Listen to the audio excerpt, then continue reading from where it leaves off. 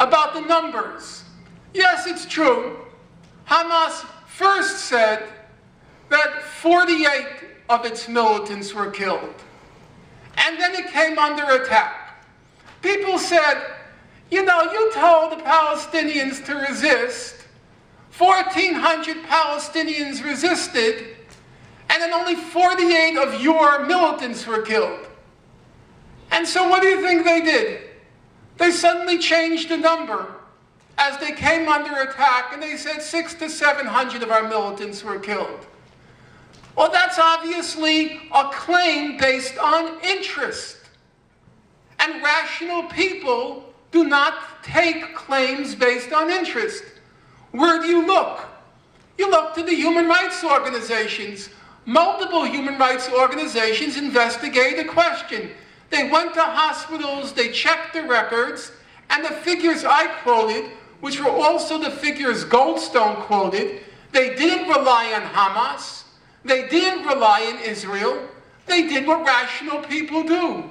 You rely on the most respected human rights organizations which have a track record for accuracy. And those are the figures I cited. I didn't cite Hamas in any other capacity, and I'm not going to cite its figures on what happened in Gaza because, frankly, I don't trust Hamas.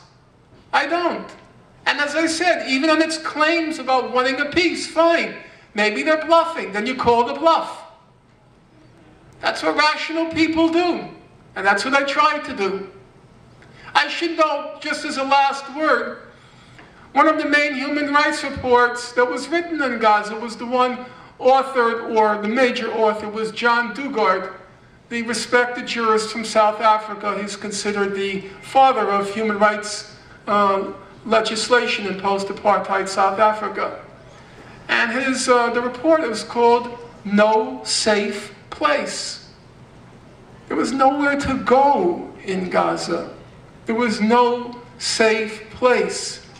And that report concluded that the only purpose of those telephone calls and leaflets, the only purpose was to induce yet more terror and panic in the hearts of the people of Gaza.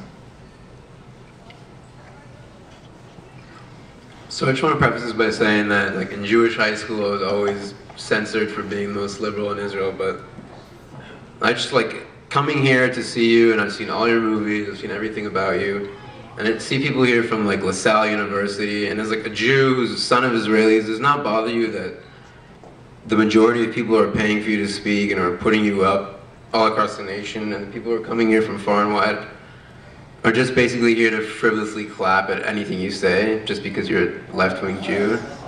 And they wouldn't come out this far if it was an Arab